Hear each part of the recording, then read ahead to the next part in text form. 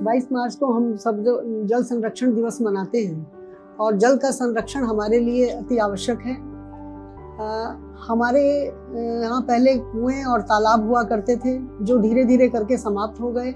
Hand pipes हुआ करते थे जो आज लोग चलाना पसंद नहीं करते हैं।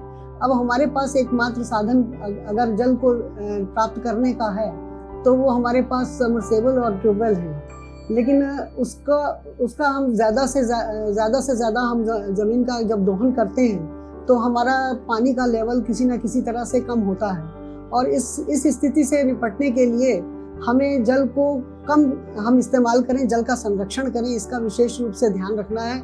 और मैं जनता से अपील करना चाहती हूँ कि हम लोग पानी का इस्तेमाल उतना ही करें जितना हमें आवश्यक है। जब तक पानी की समस्या आम जनता अपने सर पे नहीं लेगी तब तक इसका समाधान नहीं किया जा सकता है।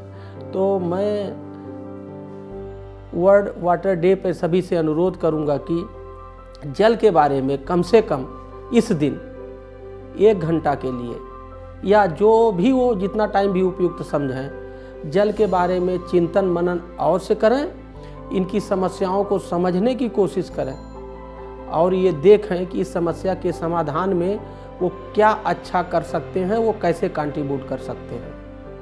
एक छोटी सी कविता नदी के ऊपर मैं इस संबंध में सुनाना चाहूँगा। नदी निर्मल अविरल, जीवनदायिनी मोक्षदायिनी, निरंतर लगातार देती स्वच्छ जल। पहाड़ों से निकल ध्वनित कलकल, निश्चल सरल, नदी निर्मल अविरल।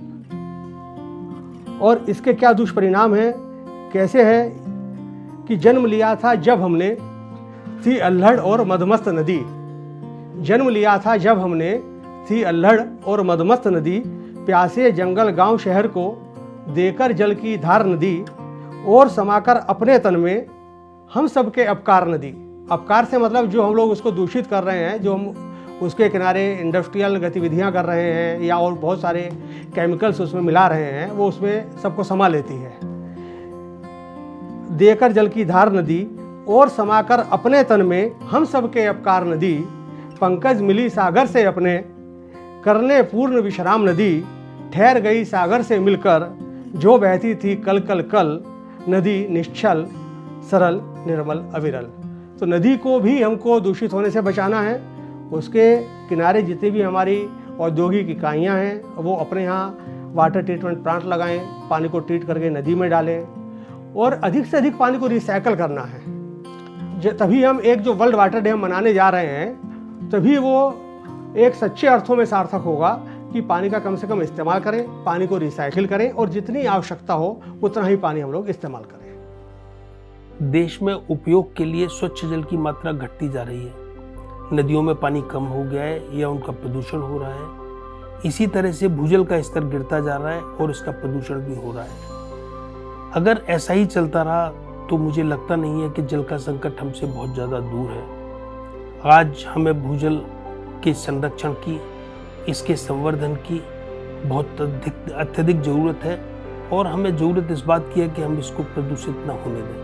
इसका ज़मीन से पानी कम निकालना ही इसका सबसे मुख्य उपाय है। जितना हम भूजल का दोहन कम करेंगे इतनी ही उसकी मात्रा बढ़ेगी भी और वो हमारी आवश्यकताओं की पूर्ति भी कर पाएगा। भारत सरकार ने अटल भूजल योजना लॉन्च की है। इस योजना के अंतर्गत डिमांड साइड मैनेजमेंट इन्हीं संस्थाओं के माध्यम से किया जाना है।